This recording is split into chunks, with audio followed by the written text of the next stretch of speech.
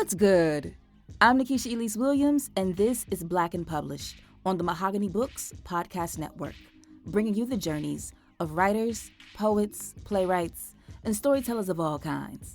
And I'm excited to share with you 5 of my favorite episodes from the last 4 seasons. First up is my conversation with award-winning author and literary citizen extraordinaire, Deesha Philyaw, author of the short story collection, The Secret Lives of Church Ladies. What I love about this episode, which is from season 1, don't mind the audio, is that it even happened in the first place. When I first had the idea to start this podcast, I was very resistant to it because who needs another job that doesn't pay them, right? Right. But I pursued it anyway and had a list of authors I wanted to be in conversation with, and Deesha was on the list. Church Ladies was winning all the awards, and she's from Jacksonville, Florida, which is where I live, and where so many of the Church Ladies stories are set or allude to. My only question was, would she want to be in conversation with me? So, like the millennial that I am, I slid in Deesha's DMs. I followed up with a respectable email, though. And she said yes, both times, meaning Black and Published podcast was something that I had to see through. So, without further ado, here's The Doors of the Church Are Open with Deesha Philyaw.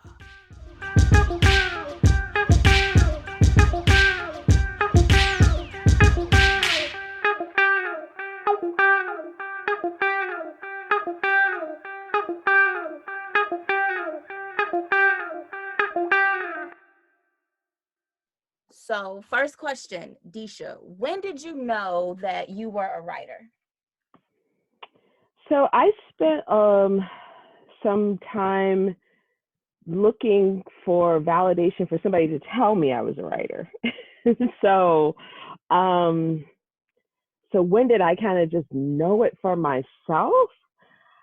Maybe like I reached out to a writer, a local writer. He's a veteran reporter and columnist and editor here at the Pittsburgh Post-Gazette, Tony Norman. And in the early 2000s, might have even been 2000, I reached out to him and wanted advice on how to become a writer. And I don't know what all else I said in that email, but one of the things he said when he wrote me back was, "You're already a writer." And that just, you probably could have lit a room with me. I just lit up when he said that. And so I think it's sort of that recognition that can help, but then there still has to be a moment where you stop looking for permission and validation.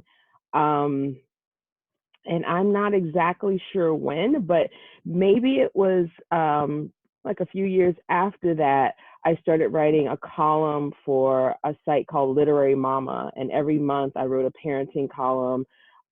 Usually it was about being an adoptive parent because my youngest child is adopted. And so maybe, having that regular writing gig, maybe that was the moment. So it solidified something for you that you maybe didn't want to accept? I wanted that. I absolutely wanted it. I just didn't think it was a thing that I had the freedom to simply claim.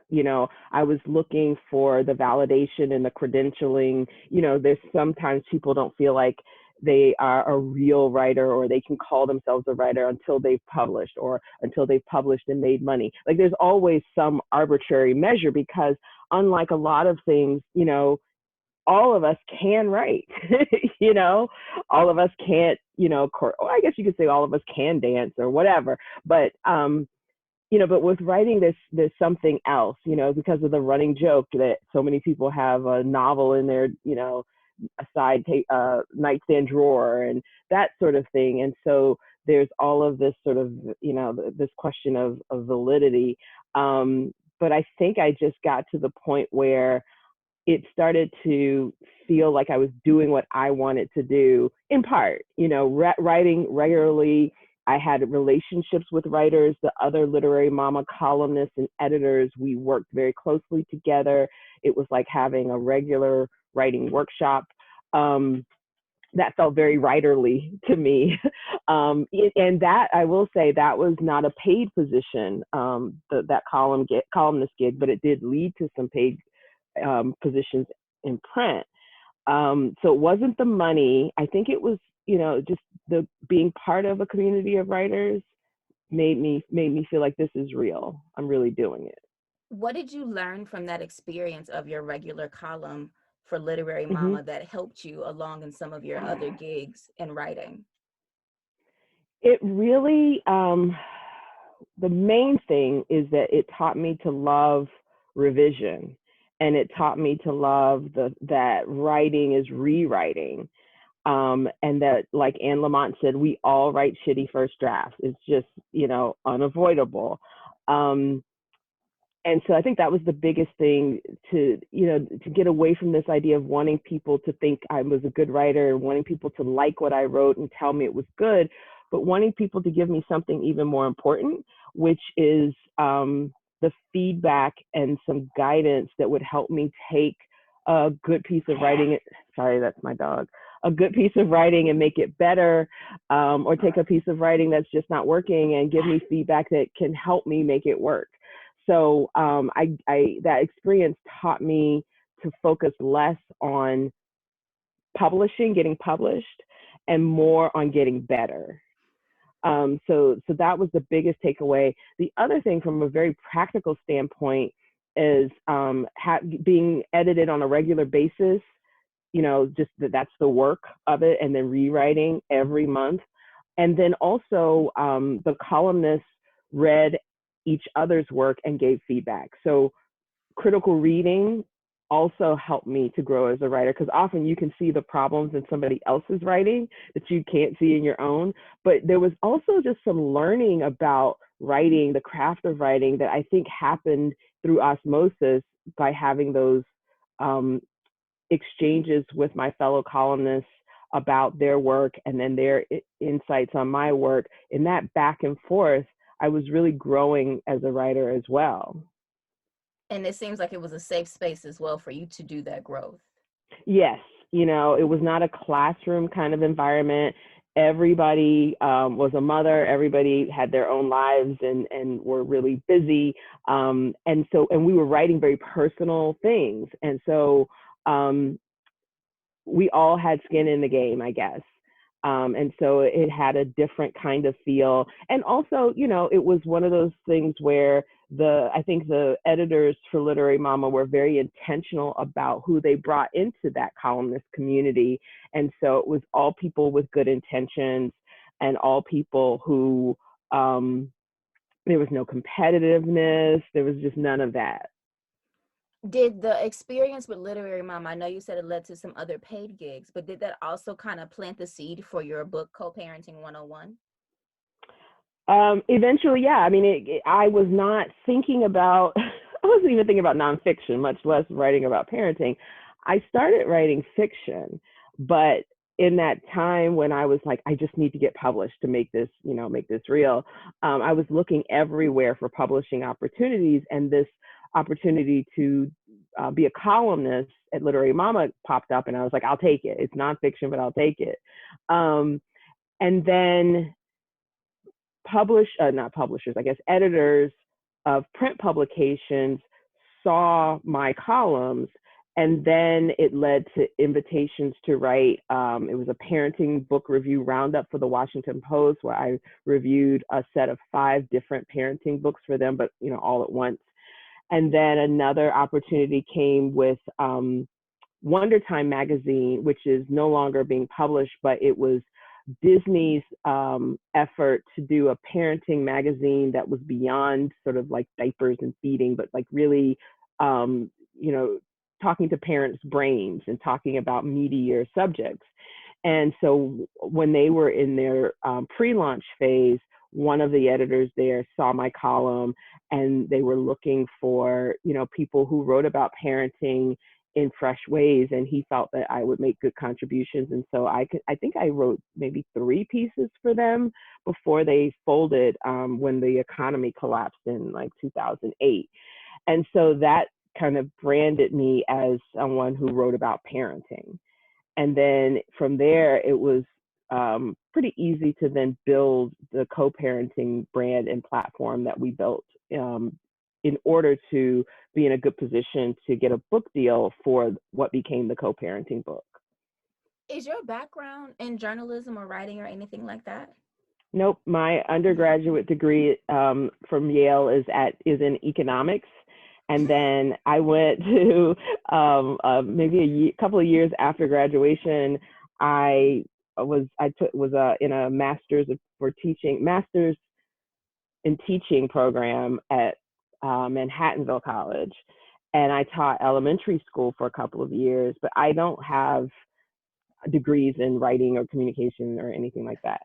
All right, I got to back up. So how do you go Okay. from economics and teaching to Yeah. parenting, writing, and then we're going to get to it, the secret lives of church ladies. Right. That's a long journey. Okay. Yeah.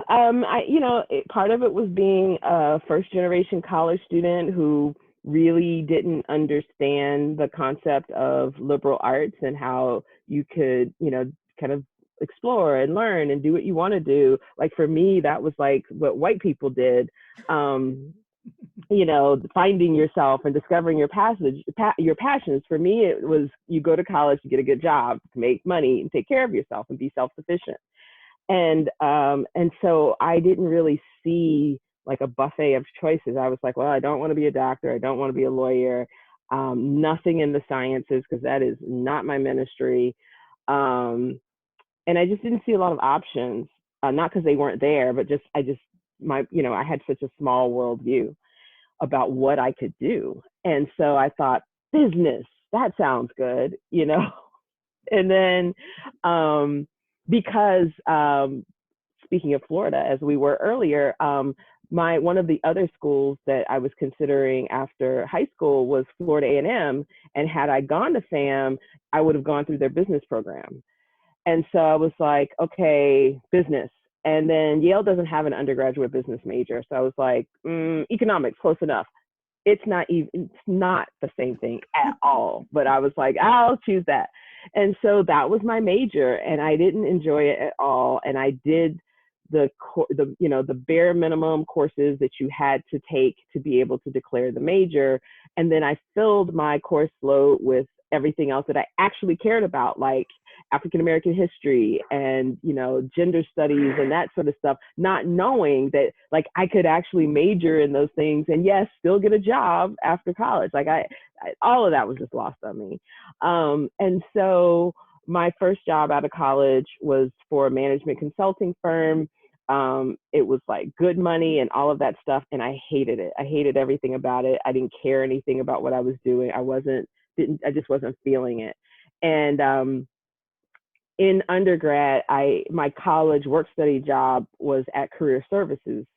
And so I was providing admin and clerical support for that office. And so when all the recruiters would come year after year, I got to know them because I would set up their interviews with students and different events and stuff like that. I just did all the admin. So one of the people who would come every year was this woman who was the Equal Employment Opportunity Officer for the town of Greenwich. And they had Greenwich, Connecticut, which is very white. And they had a special program for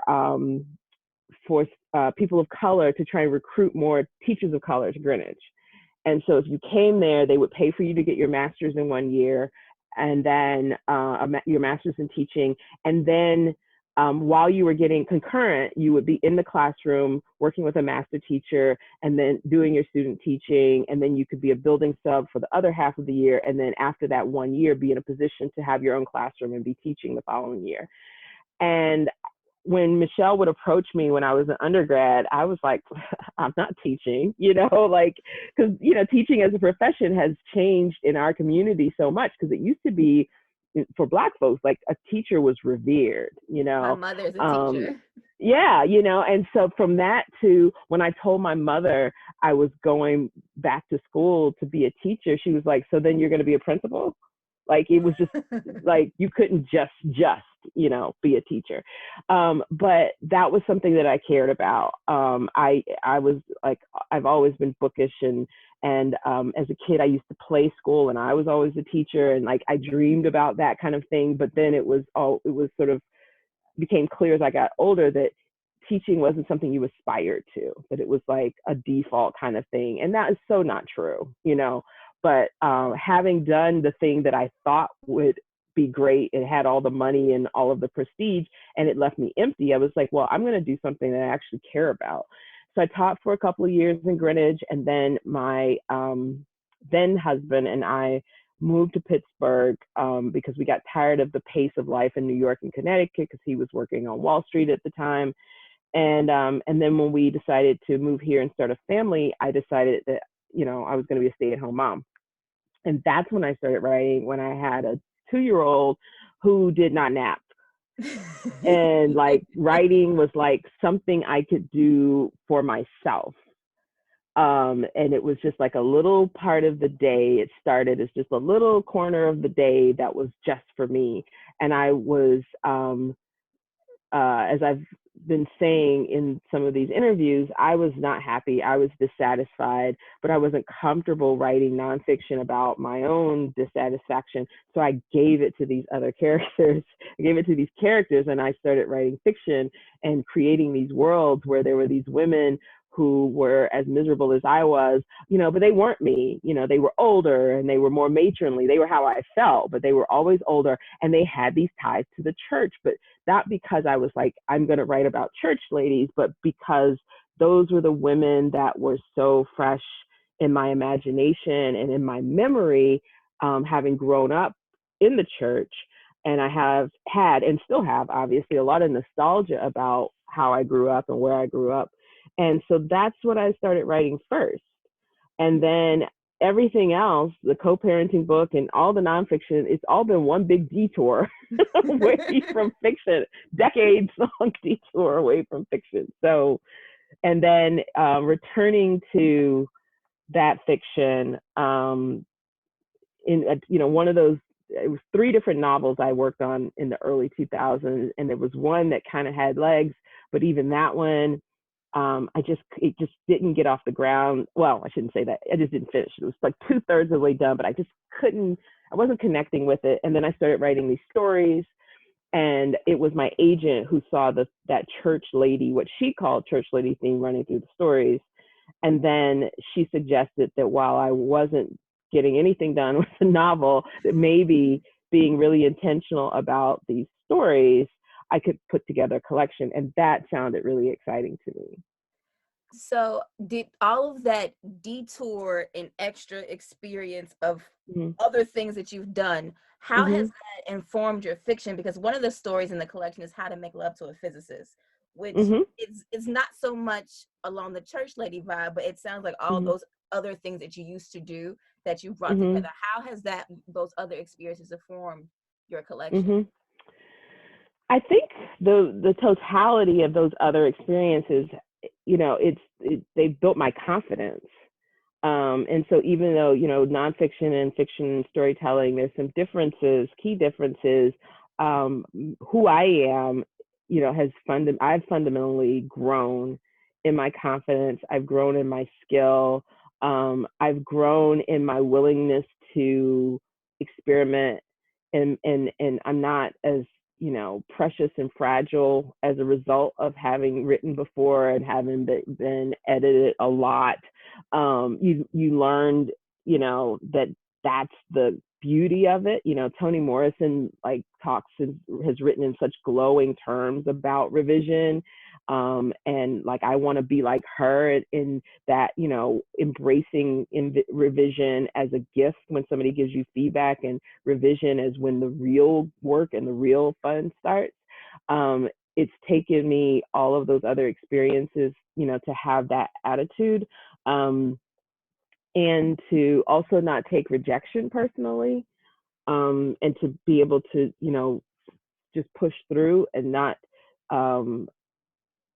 be just thrown off my game just because something gets rejected. But it's funny you say that about How to Make Love to a Physicist, because it is, it's still very much the church stuff because of her, the main character's mother and her influence of it.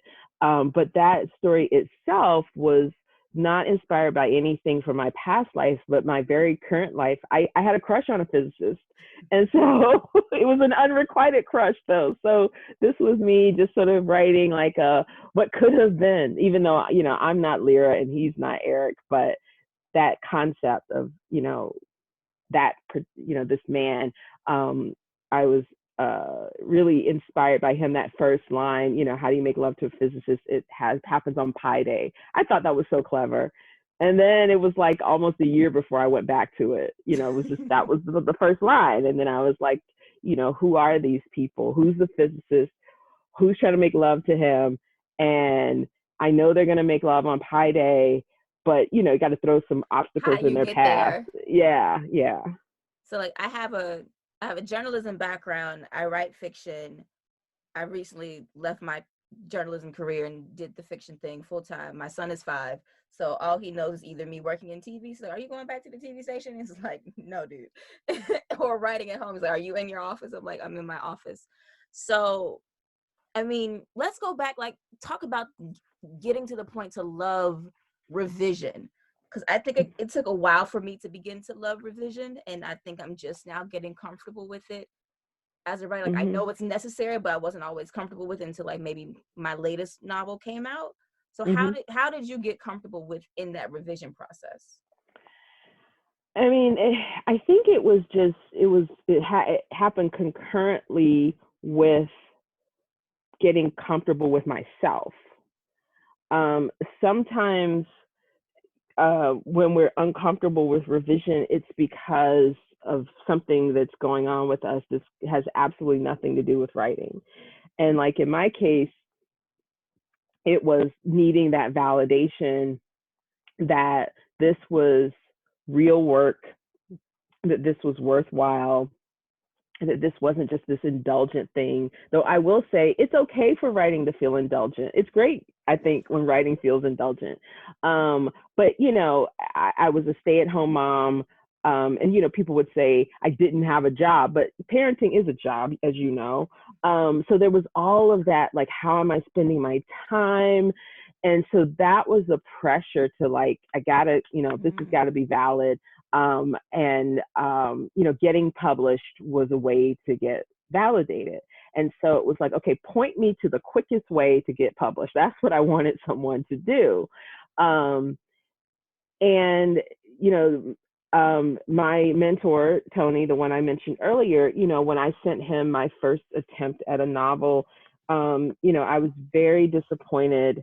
I think I might even use the word devastated that he didn't love it and he didn't tell me it was good, even though I lied to both of us and was like, yeah, I want you to be honest, because what I thought was honestly, he was going to be like, this is so good. This is a masterpiece. Because there was just so much I still didn't know about writing at that time. And this was pre-Literary Mama, but just before that. And so eventually I realized that what he did in taking the time to mark, and he's old school, so he used a pencil. When he marked up the chapters I sent him, that was an act of love. And that was an opportunity to learn. And so one thing I've always been is a learner and I'm curious. And so when I changed my perspective around writing from I got to get published to I got to get better, it shifted. And when I started to view revision as not like just a stumbling block and somebody telling me something wasn't good and a barrier between me and what I'm trying to do, and rather seeing it as like, this is just part of the process. This is writing. Revision, rewriting is writing. Once that changed and once my mindset changed, then I welcomed, the feedback. Then I welcomed the opportunity to take my time with something and revise and experiment and even bring in an element of play with it. Because the stakes suddenly weren't so high. My whole sense of self wasn't tied to this piece of writing. My worth wasn't tied to this writing. I wasn't thinking about, oh my God, is this going to get published? It was like, what is this story? Who are these characters? How can I do them justice? how can I write a story that I'm interested in? Because if I lose interest, then nobody else is going to be interested, and I started concerning myself with different questions. And so then revision just became a seamless part of the process for me, and not just seamless, but the part that I look forward to most. Which one of the stories in the collection was the one that you think you revised the most? Let me think about that. Um, just doing a little quick survey in my head.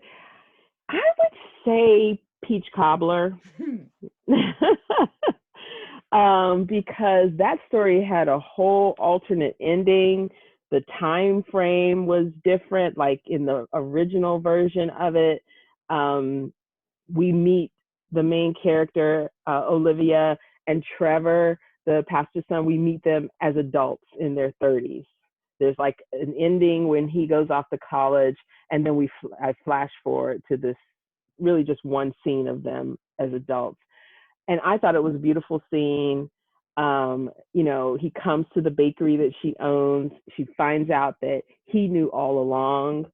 Well, I don't know about all along, but he also knew about their parents having had an affair. Their parents are both dead at this point. And then she takes him in the back to the kitchen in the bakery, and they make a cobbler and they have sex. And I was like, this is just great. And my friends who read that version, nobody liked it. Nobody felt like that rang true. They couldn't say exactly why, but you know how it is. Sometimes you just have a feeling.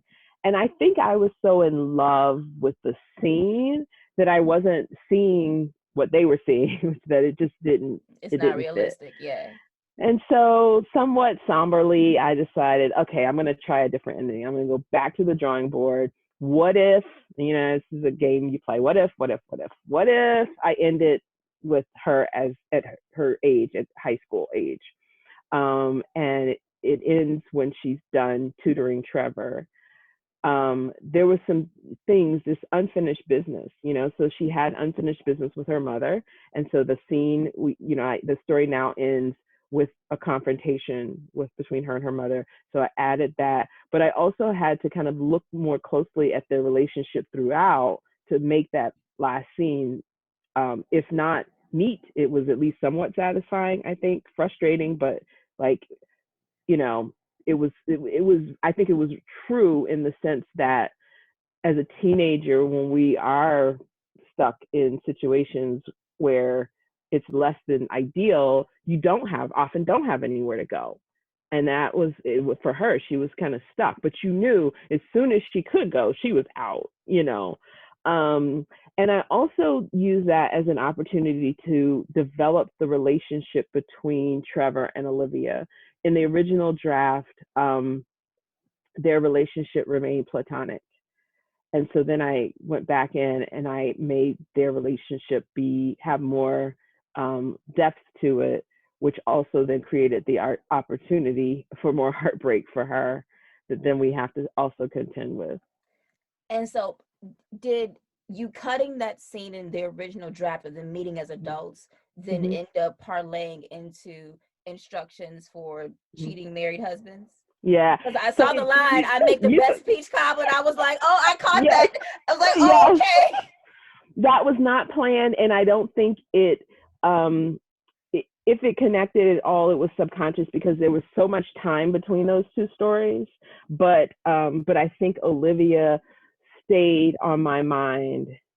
She stayed on my mind, and so I did not plan that. I was writing instructions, and that when I got to the part and she says, and I make the best peach cobbler in town, I had the reaction that I think everybody else had, which was like, it's her, and that felt right. However we feel about her choices, it felt right to know at least where she landed. Yeah, when I read the line, I was like, ah. It's like, I'm not gonna post it on social media for those that haven't read it, but I was like when I get those little Easter eggs, I was like, yeah. Oh, I love it. Yes. What was the journey of taking these stories written over this expansive length of time to from just stories in your head and on the page to this National Book Award finalist book that we now have? You said the process? What was the journey like, the process, the The, whole thing? um, I mean, it has truly been wild. Like wild is probably the best. We're in a pandemic, right? A pandemic. And so initially, like a lot of writers who had books coming out, it was like, oh my gosh, what does it mean to have a book in a pandemic? Like everything has shifted.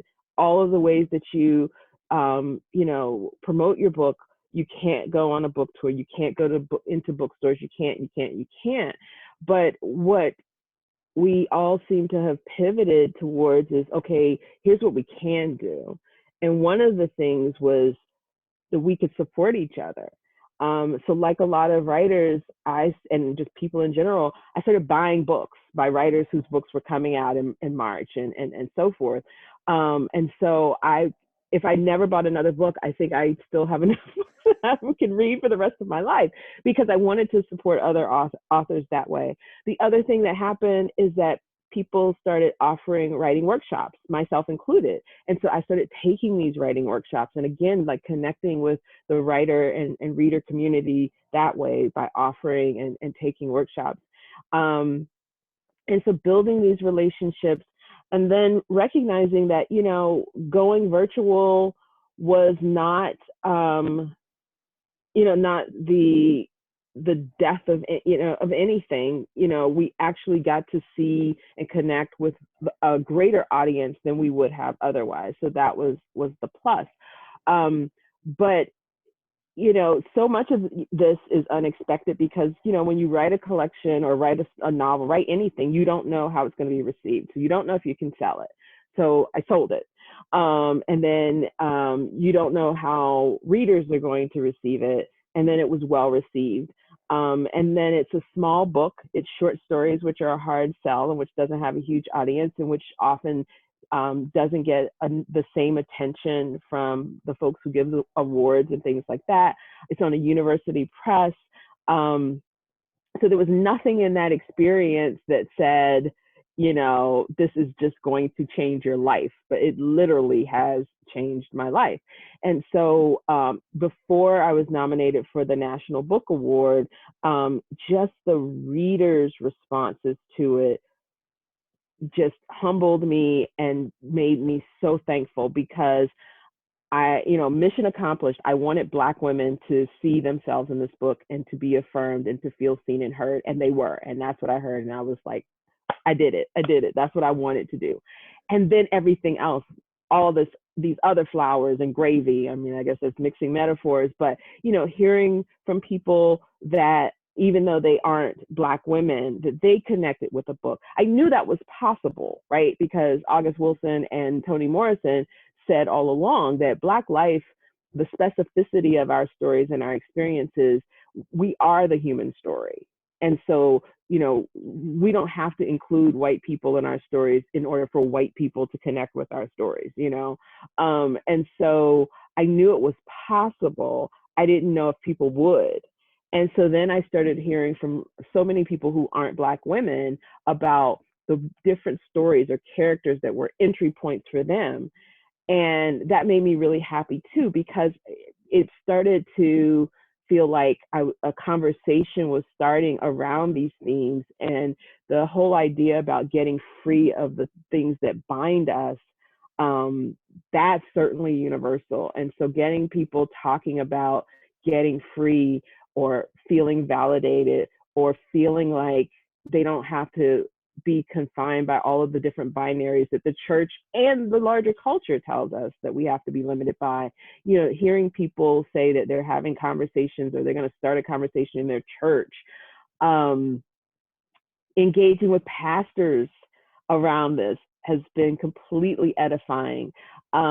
So it has been a wild ride, against the backdrop of a pandemic, against so much death, against this reckoning that it looked like we were gonna have, or starting to have, around race and injustice that has not been realized.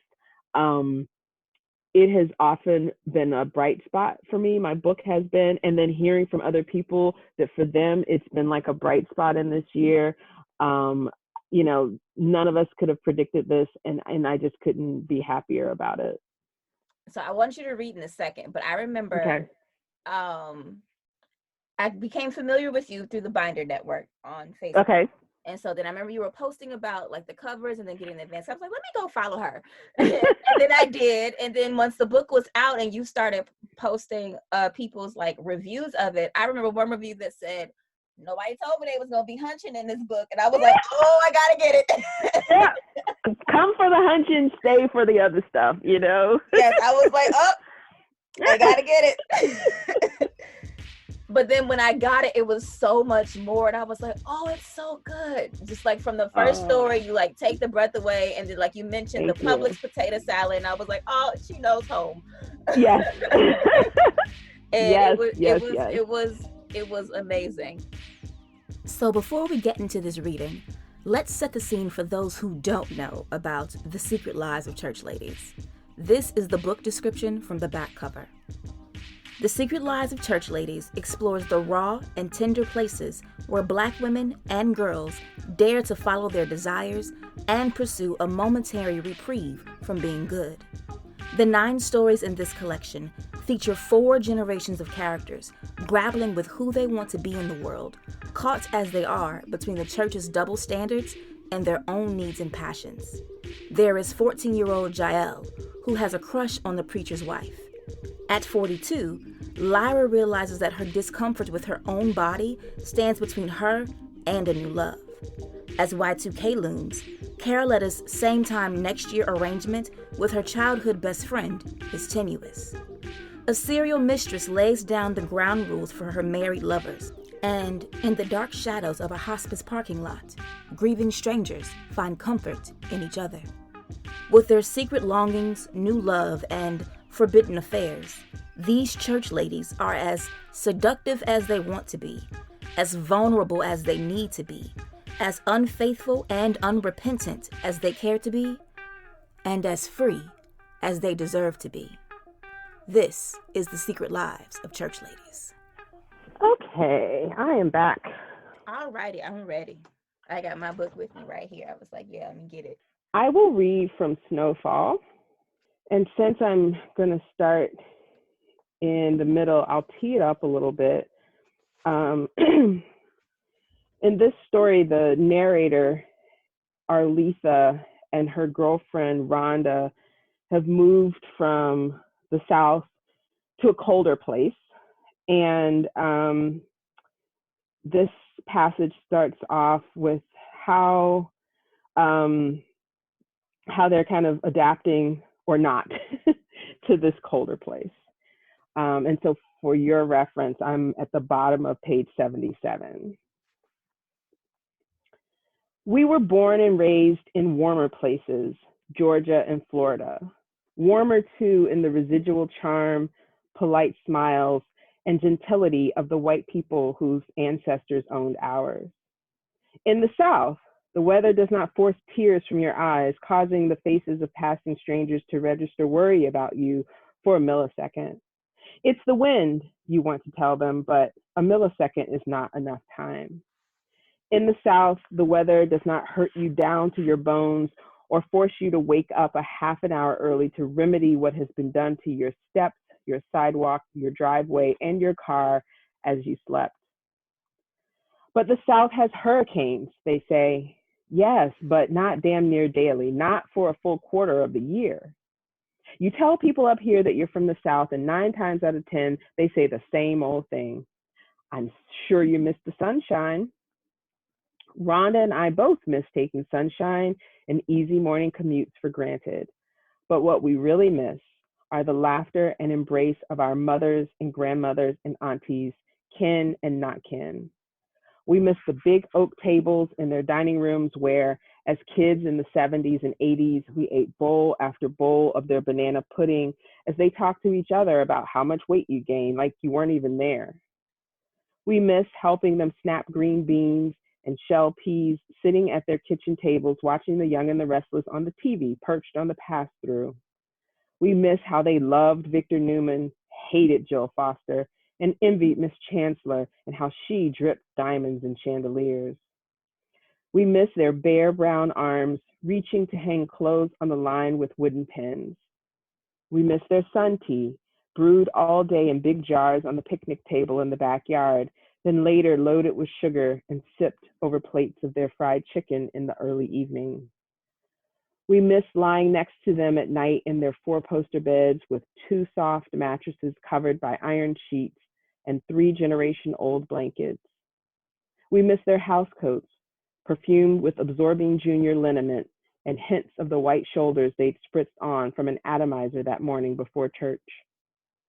We miss tracing the soft folds in their skin when we held their hands and watched our favorite TV shows in their beds, Dallas, Dynasty, Knots Landing, and Falcon Crest.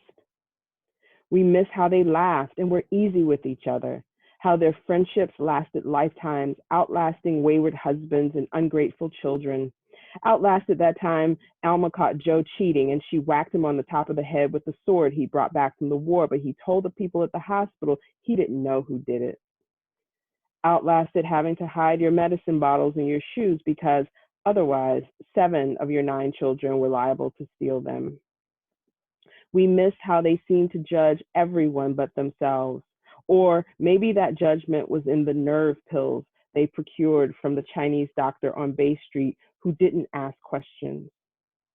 We missed their furtive cups of brown liquor on Friday and unabashed cries for Jesus come Sunday. We missed their one gold tooth that made us wonder who they had been as young women.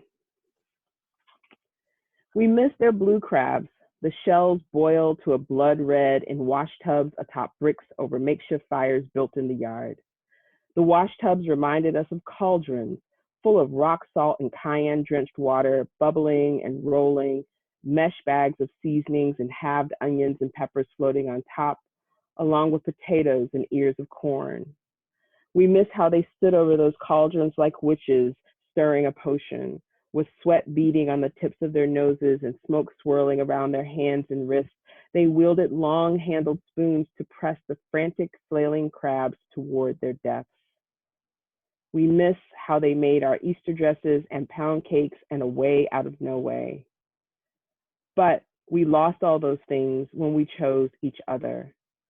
Only the memories remain, which is why, even though we grew up in different places, so many of our bedtime conversations start with, "Remember when?" As we lie there in the dark with our nostalgia and nothing to distract us from it, not even each other, not anymore. Whew. I remember reading that story and it was like I could relate to all of it because growing up in Chicago, I remember when I first started driving, I was 16, but getting up in the wintertime and going to warm up my car, move off the snow. In Chicago, we have a process called dibs. So if I shovel my spot from my car in front of my house and I put my chair in front of it, we're going to fight if you park in my spot. That's Pittsburgh too. So I remember doing that and then coming down to Florida and then the hurricane conversation. And then I'm like, I'm okay with a hurricane. I have time to prepare, but I'm not okay with a blizzard that knocks out the power. So I related to that story so much. And then like the blue crabs, and then you said Bay Street. And I was like, oh, I want to know what Chinese doctor is on Bay Street. To go see what you were talking about. So it was I love that I was like reading the collection. I was like, I could relate to it.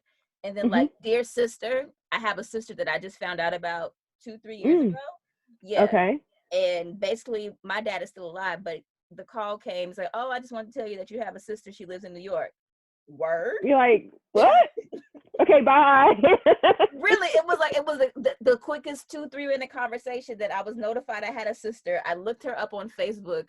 We had been friends for like 2 years. I had no idea who she was. Oh my God. So then I sent a message to her. I'm like, so hey, I guess I'm your sister. This is okay. weird, but what's up? So then reading Dear Sister and all of the shenanigans, I was like, I know this story. Quite the same, but I know this story. Right. So I want to do a quick speed round and then I will let you go. Okay. What's your favorite book? Oh gosh, I'm terrible with superlatives. I will pick one from my childhood. Daddy Was a Number Runner by Louise Merriweather. I'm sorry, that makes me laugh. I'm sorry. I wish people could see your beautiful smile right now. The way you just lit up when I said that. Yeah, that book, it was, it's a coming of age YA novel. The main character, Francie, is this Black girl living in Harlem in the 1930s. And so, our lives could not have been more different in many ways, but it was really the first time I saw myself in a book, and the first time I really experienced a book like taking you somewhere, a different place and time, which, I needed to know that like my world was bigger than just outside my front door. All right. Who's your favorite author? Ty, Toni Morrison, and James Baldwin. Okay. I feel like I knew one of those already. We got two more superlatives and then we'll let those go. Okay. Favorite song? Oh gosh. Something by Prince. And it's like 5 songs in my head, but possibly If I Was Your Girlfriend. And then your favorite movie? Oh, that's a tough one.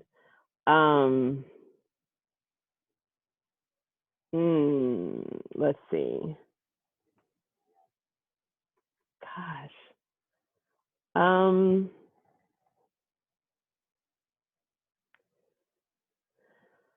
Oh my goodness. Because there's like different, how it is, like different seasons of your life, you like different things.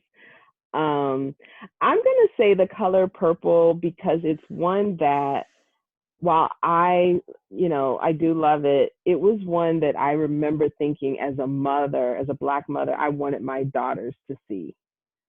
And so, I remember watching that with them. I also watched House Party with my girls. So I don't know what kind of mother I am, but that was also important for me, for them to see. But we won't talk about parenting. My 5-year-old has seen 4 out of 6 seasons of Power and knows all the characters by name, and he's 5. So I'm not judging you here, not at all. Okay. Store-bought or homemade potato salad? Homemade. Publix sweet tea or Publix lemonade? Ooh, lemonade. All right. What church do you prefer? Baptist, Pentecostal, Kojic, AME, or non-denominational? Oh, I'm gonna go with the Kojic, just for the music. Just for the music. Okay. One thing you want the saved and sanctified to stop doing? Oh.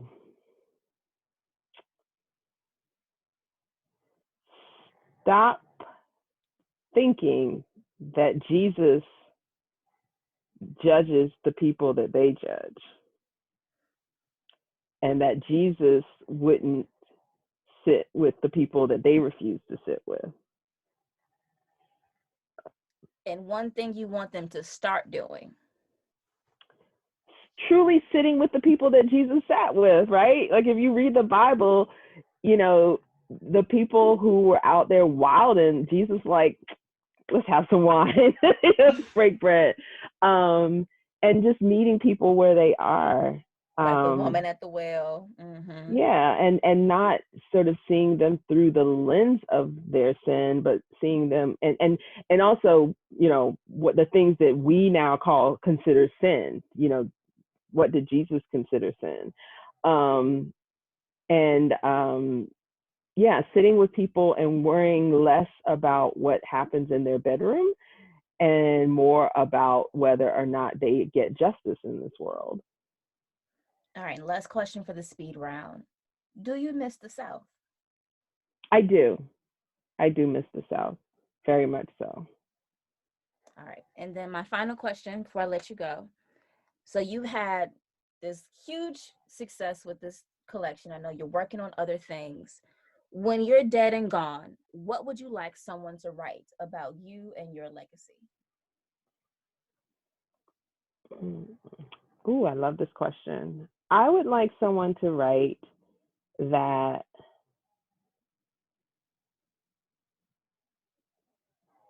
I always centered Black women, and that I always looked to Black women to see what was possible. And I tried to live my life so that other Black women could look at me, Black women and girls could look at me and see what's possible. And I'm going to leave that there. Thank you, Deesha. I hope you enjoyed this week's Black and Published Rewind with Deesha Philyaw. And if you haven't read The Secret Lives of Church Ladies and want to, you can get it from Mahogany Books, where you can find a wide range of titles by Black authors and support a Black-owned business. Plus, listeners of this podcast save 10% on regular price books and merchandise when you use the coupon code BLACKPUB. That's BLKPUB at checkout. Head over to mahoganybooks.com and grab your next great read today. And I'll holler at y'all next week for another Black and Published Blast from the Past. Peace.